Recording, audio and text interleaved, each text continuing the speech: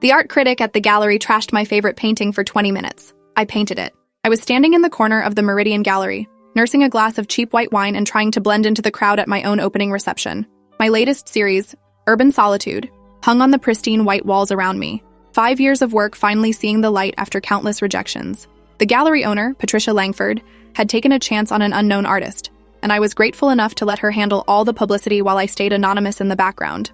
I'd worn my most generic outfit, black jeans, black blazer, minimal makeup, hoping to observe genuine reactions to my work without the filter of knowing they were talking to the artist. Most people moved through the space politely, wine glasses in hand, making the sort of pleasant but meaningless comments you hear at every art opening. That was fine by me. I just wanted to see if my paintings could speak for themselves without my name attached to them. The centerpiece of the exhibition was a large canvas I'd titled Waiting for the 6:15, a oil painting of a woman sitting alone in a subway station at rush hour. I'd painted it after spending weeks riding public transit, sketching commuters who looked lost in their own thoughts, despite being surrounded by hundreds of other people. The woman in the painting had appeared one evening in December, elegant in a worn coat, checking her phone while crowds streamed past her like water around a stone. I'd captured that moment of urban isolation, the way city life could make you feel invisible, even in plain sight. The painting had taken me 8 months to complete, working and reworking the light, the shadows, the expression on her face until I felt I'd gotten it exactly right. It represented everything I was trying to say about modern loneliness and connection, and seeing it properly lit in a professional gallery space made my chest tight with something between pride and terror. A woman with perfectly styled gray hair and expensive jewelry positioned herself directly in front of Waiting for the 6:15, studying it with the intense focus of someone who clearly knew art. She was probably in her 60s, wearing a cream-colored suit that screamed money and taste, with a young man in his 20s hovering beside her with a notebook and pen. The setup immediately identified her as someone important in the art world, probably a critic or collector, with the young man as her assistant or intern. I moved closer, pretending to examine a smaller painting while straining to hear their conversation. The woman's voice carried the authority of someone accustomed to having her opinions taken seriously, and I found myself holding my breath as she began to speak. This could be the review that launched my career or destroyed it before it even started. And she had no idea the artist was standing 6 feet away from her. The woman, whose nameplate I could now see read, Victoria Whitfield, began what could only be described as a systematic demolition of my painting.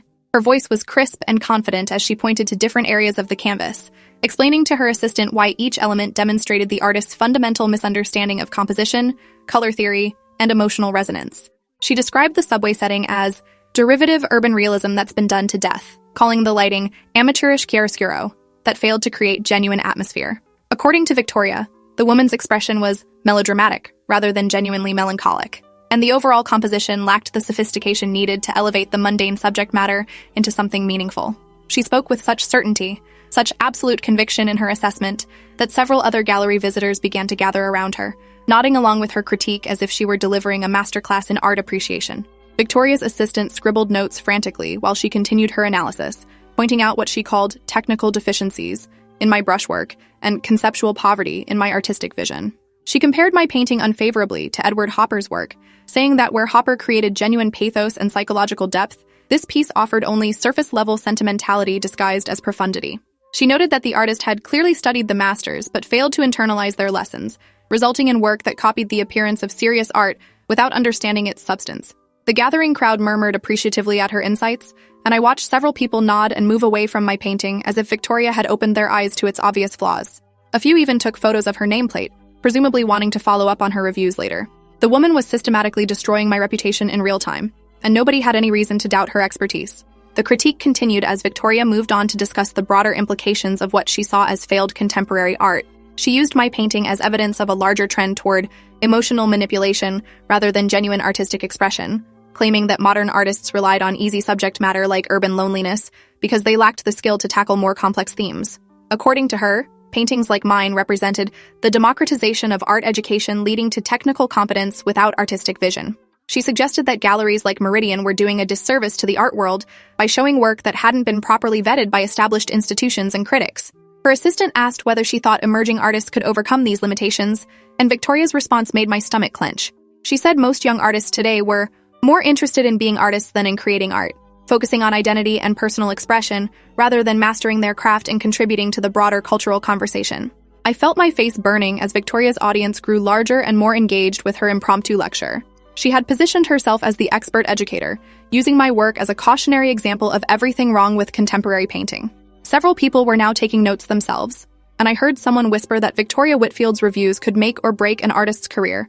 The authority in her voice, the specificity of her criticisms, the way she connected my single painting to broader art world trends, it all combined to create a devastating portrait of an artist who simply didn't understand their own medium.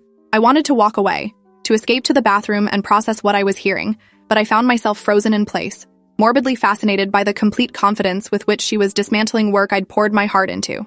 Every technical criticism, every aesthetic judgment, every dismissive comment felt like a physical blow, but I couldn't stop listening. Patricia Langford, the gallery owner, appeared at my elbow with a concerned expression, having noticed the crowd gathered around my centerpiece painting. She whispered that Victoria Whitfield was one of the most influential critics in the city, that her review in tomorrow's paper could significantly impact sales and my future career prospects. Patricia had clearly been watching the impromptu critique session with growing alarm, understanding that Victoria's public dismantling of my work could undo months of careful planning and positioning. She asked if I wanted her to intervene, to perhaps steer the conversation in a different direction, or introduce some positive voices to balance Victoria's assessment. But I found myself shaking my head, needing to hear exactly what this expert thought of my work without any interference or damage control. If my painting couldn't stand on its own merits, if it was really as flawed as Victoria suggested, then I needed to know that truth, no matter how much it hurt to hear. Victoria's assistant asked her about the artist's background, wondering if knowing more about their training or influences might change her assessment of the work. Victoria laughed, a sharp sound that carried across the gallery, and said that good art should speak for itself regardless of the artist's biography or intentions. She explained that she never researched artists before reviewing their work because she wanted to encounter the paintings with fresh eyes, allowing the work alone to succeed or fail on its own merits. This approach, she claimed, was more honest and objective than the current trend toward contextualizing everything within the artist's personal story or social identity.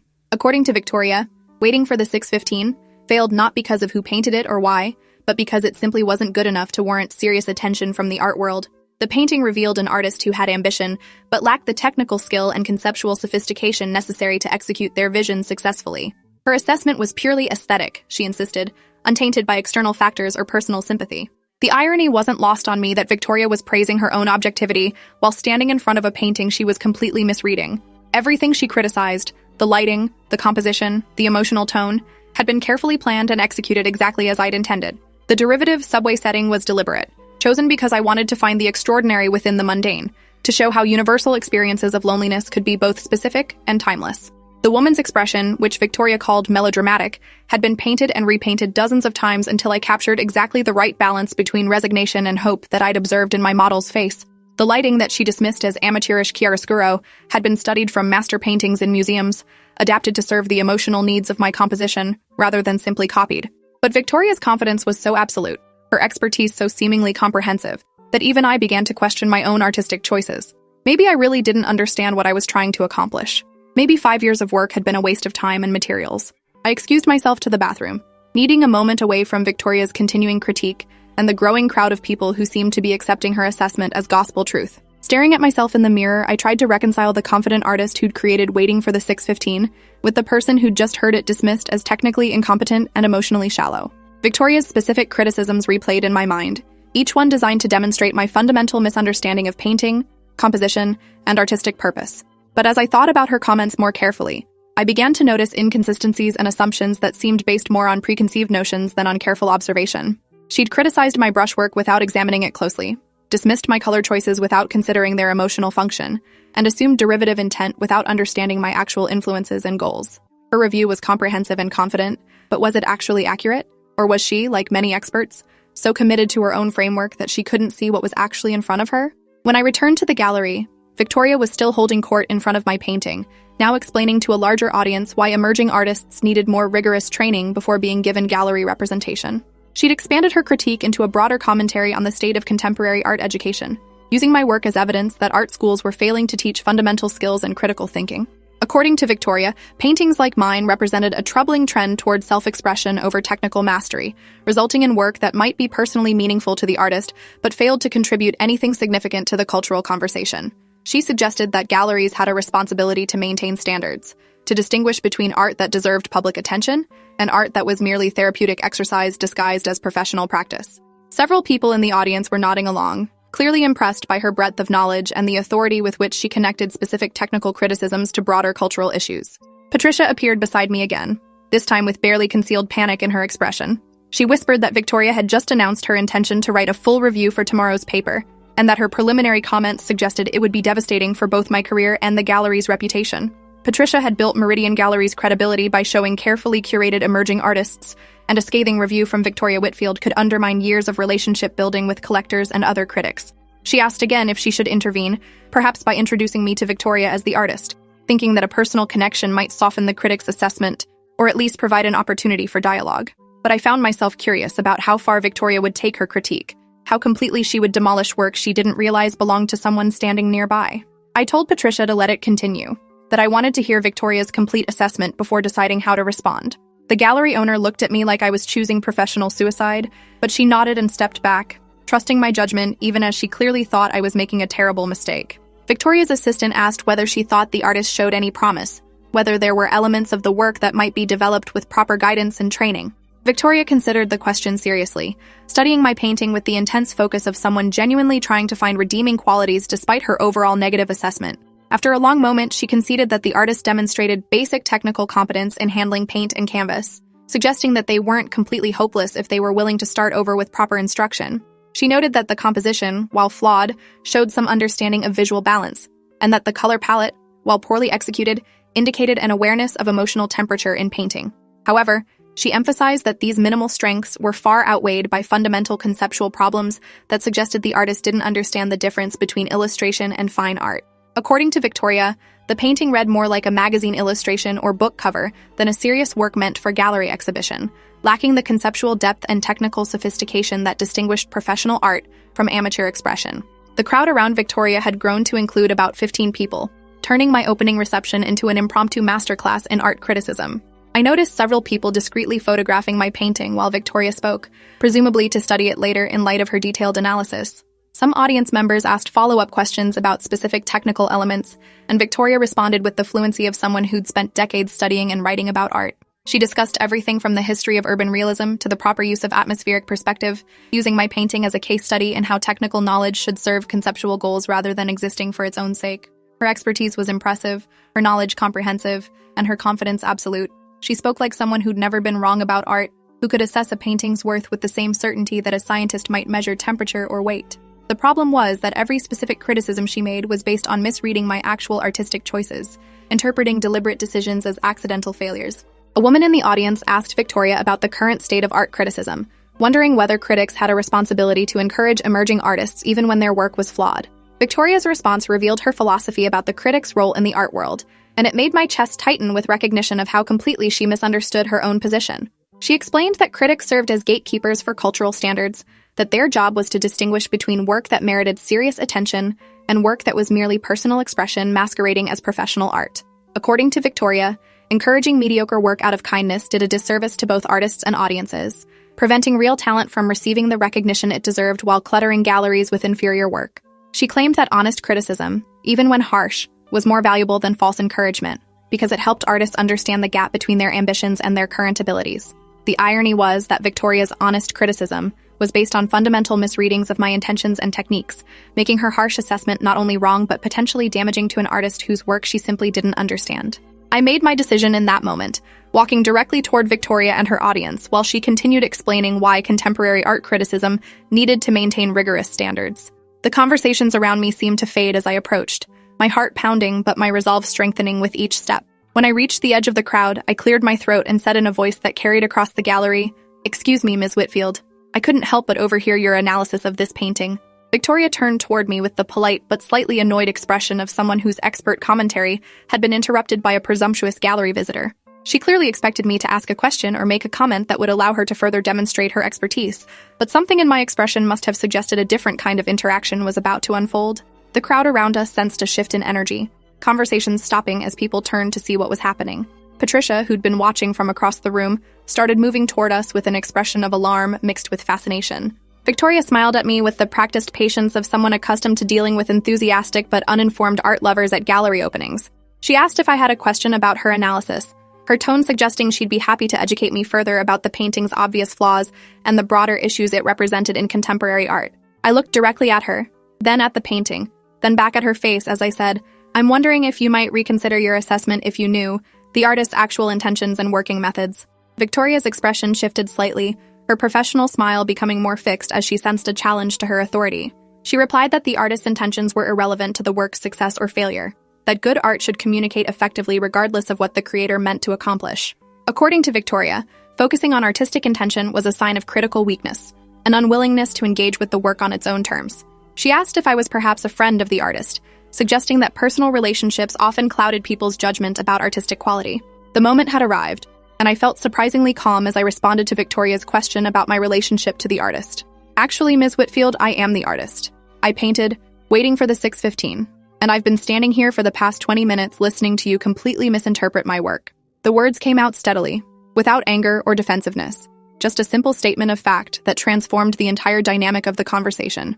Victoria's face went through a series of expressions: confusion, disbelief, embarrassment, and then something that looked almost like panic as she processed what I'd just revealed. The crowd around us had grown completely silent, everyone understanding that they were witnessing the kind of awkward encounter that would be discussed at art world parties for years to come. Victoria's assistant looked mortified, his pen frozen over his notebook as he realized he'd been documenting a critical disaster rather than an expert analysis. Patricia had reached us by now, her expression cycling between horror and fascination as she watched one of the city's most influential critics confront the artist she'd just spent 20 minutes demolishing in public. Victoria's recovery was swift but transparent, her professional composure reasserting itself even as I could see the calculations happening behind her eyes. She immediately began backpedaling, explaining that she always preferred to encounter work without biographical context, that her criticism was purely aesthetic and not intended as a personal attack on the artist. She suggested that her analysis could still be valuable as a demonstration of how work might be perceived by viewers who approached it without knowledge of the creator's background or intentions. According to Victoria, the disconnect between her reading and my intentions might actually reveal important information about how effectively the painting communicated its themes to uninformed audiences. She was essentially trying to reframe her comprehensive dismissal of my work as a constructive exercise in critical methodology, but everyone present could hear the desperation in her voice as she attempted to maintain her authority in an increasingly untenable situation. The confidence that had characterized her earlier critique had evaporated, replaced by the careful language of someone trying to minimize professional damage. I found myself oddly calm as I responded to Victoria's attempted recovery, perhaps because her misreadings had been so comprehensive that they'd moved beyond hurtful into the realm of simply incorrect. I explained that I'd been curious to hear an expert's unfiltered response to my work, that I'd learned valuable information about how critics approached contemporary painting, but that virtually every specific criticism she'd made was based on misunderstanding my actual techniques and intentions. I walked closer to the painting and began pointing out details she'd missed or misinterpreted. The careful gradation of light that created psychological rather than literal atmosphere, the deliberate choice of subway setting as contemporary equivalent to traditional genre scenes, the specific brushwork that built emotional texture rather than photographic detail. With each correction, Victoria's earlier certainty looked more and more like the kind of confident ignorance that occurs when expertise becomes dogma. Several people in the crowd were now looking back and forth between Victoria and me, clearly reassessing their earlier acceptance of her authority as they watched her scramble to maintain credibility. Victoria's assistant had stopped taking notes and was now staring at his mentor with an expression that suggested his faith in her expertise was undergoing real-time revision. The crowd that had gathered to hear her expert analysis was experiencing a masterclass in how critical authority could be constructed through confidence rather than accuracy. Some people began drifting away, clearly uncomfortable with witnessing Victoria's professional humiliation, but others seemed fascinated by the reversal of power dynamics, by seeing an established critic's assessment challenged by the artist whose work she'd dismissed. Patricia was hovering nearby, still unsure whether this confrontation would ultimately help or hurt the gallery's reputation, but clearly unable to look away from the dramatic scene unfolding in front of my centerpiece painting. The gallery opening had transformed from a polite social gathering into something much more unpredictable, the kind of event that people would remember and discuss long after the exhibition ended. Victoria made one final attempt to salvage her position, suggesting that the disconnect between her reading and my intentions might actually strengthen the work by creating multiple layers of meaning that viewers could discover through careful analysis. She claimed that the best art often succeeded in ways that even the artist didn't fully understand, that critical interpretation could reveal depths and complexities that existed beyond the creator's conscious awareness. According to Victoria, her initial reading might have been incomplete, but it wasn't necessarily wrong, because meaning in art emerged from the interaction between work and viewer rather than being entirely determined by artistic intent. It was a sophisticated argument that might have worked in an academic setting, but in the context of her having just spent 20 minutes systematically demolishing my technical skills and conceptual understanding, it sounded more like face-saving rationalization than genuine critical insight. The crowd could sense her desperation. and several people exchanged glances that suggested they weren't buying her attempt to reframe comprehensive error as interpretive complexity. The aftermath of the confrontation unfolded over the following weeks as news of Victoria's public error spread through the local art world. Several people who'd witnessed the exchange posted about it on social media, and the story grew with each retelling until it became a cautionary tale about the dangers of overconfident criticism. Victoria's review of my exhibition, when it appeared in the paper 3 days later, was notably restrained and focused more on general observations about emerging artists than on specific critiques of individual paintings. She made no mention of our gallery confrontation, but her assessment of Waiting for the 6:15 was markedly different from the dismissive commentary I'd heard in person. The review described the painting as an ambitious attempt to address urban isolation through traditional painterly means, acknowledging technical competence while questioning whether the approach was sufficiently innovative for contemporary discourse. It was the kind of measured, non-committal review that critics write when they want to avoid controversy, and it bore no resemblance to the confident demolition job she'd delivered to her impromptu audience. Patricia called me a few days after the review appeared, laughing as she reported that several collectors who'd witnessed the gallery confrontation had contacted her about purchasing pieces from the exhibition. According to Patricia, the story had become a talking point in art world circles, with Victoria's error serving as evidence that even established critics could miss important qualities in contemporary work. The incident had generated more attention for my exhibition than any positive review might have achieved, turning my opening from a quiet debut into a memorable event that people were discussing weeks later. Patricia suggested that I'd handled the situation perfectly, neither attacking Victoria personally nor backing down from defending my work, demonstrating the kind of professional grace that impressed both critics and collectors. She'd already received inquiries from 2 other galleries about future exhibitions, and she attributed the interest directly to how I'd managed the challenging situation with Victoria. Sometimes, Patricia observed, being wronged publicly by the right person could launch a career more effectively than being praised by everyone.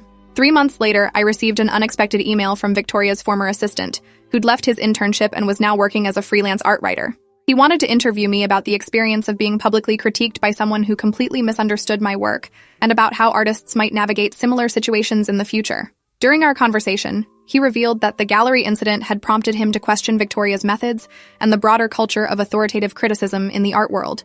He'd realized that Victoria's confidence had impressed him more than her accuracy, and that he'd been accepting her assessments without developing his own analytical skills. The experience had taught him to look more carefully at artwork before accepting any critic's interpretation, whether positive or negative, and to remember that expertise could sometimes become a barrier to genuine perception rather than a tool for deeper understanding.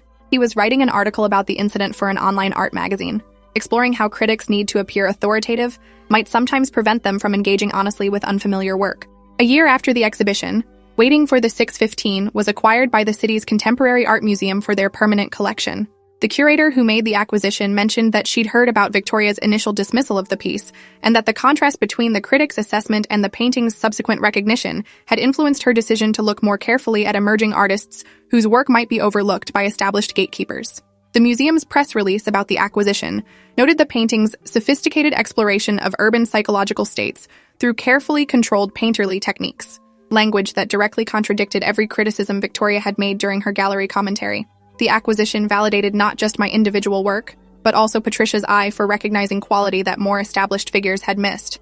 It demonstrated that critical authority could be wrong, that confident dismissal wasn't the same as accurate assessment, and that artists needed to trust their own vision even when experts questioned their judgment. Appreciate you watching this far. If you enjoyed it, drop a like, leave a comment, and subscribe so you won't miss the next story.